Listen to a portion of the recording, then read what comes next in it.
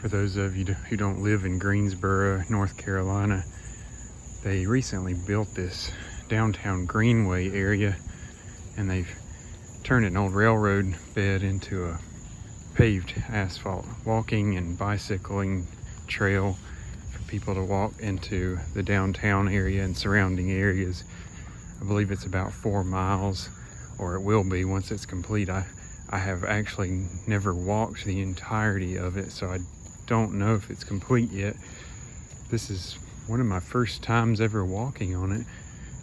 It's I think it's been in existence for a while, but they've been adding to it, and they recently took out some old railroad tracks, and I know they opened up a new portion in the last year or two. So I don't know if that completed it or not. Some of you in the Greensboro area would probably be able to tell me in the comments, and I might do a quick internet search and see if I can find out anything. But there's some nice scenery, nice apartments over here. I'm curious how much those cost. They don't look cheap.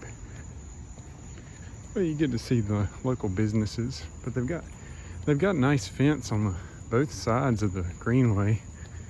You know, I was a little skeptical because this area is not really known for low crime rates, and so I was a little relieved to have the fences at least.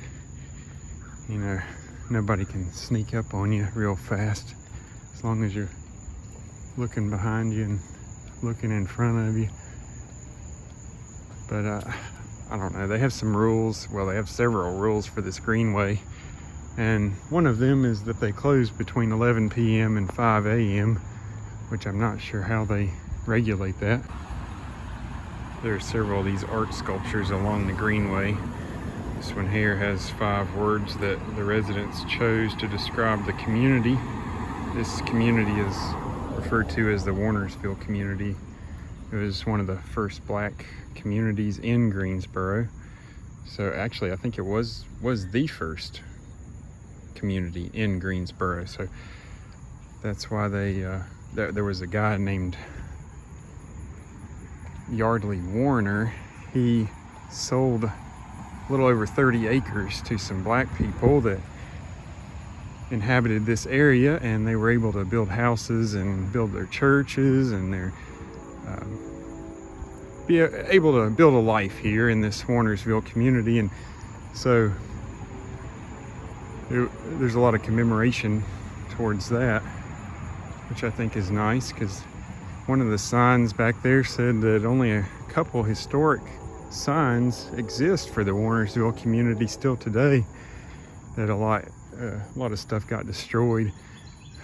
Actually, I think their houses and churches were demolished in the mid-1900s at some point. I don't know why, because of some project that they were doing, and they never got rebuilt, which should have probably never happened.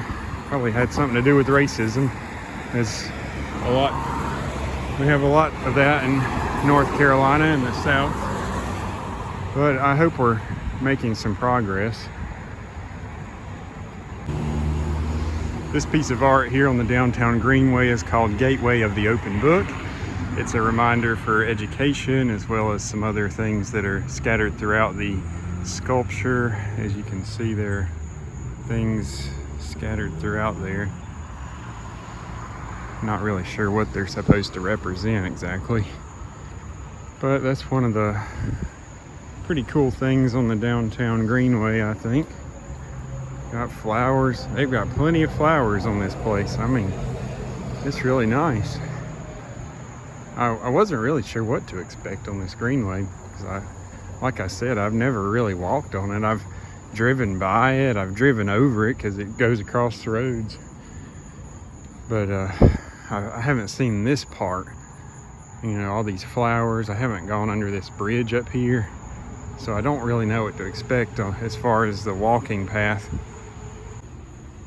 The North Carolina Railroad first came to Greensboro in 1851, and I believe they started using trains on the railroad in 1855, and so we're going under this still active railroad here in Greensboro. This is part of the downtown Greenway.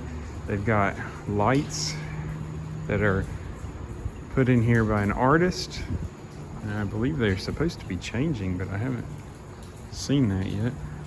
But I believe this is very nice.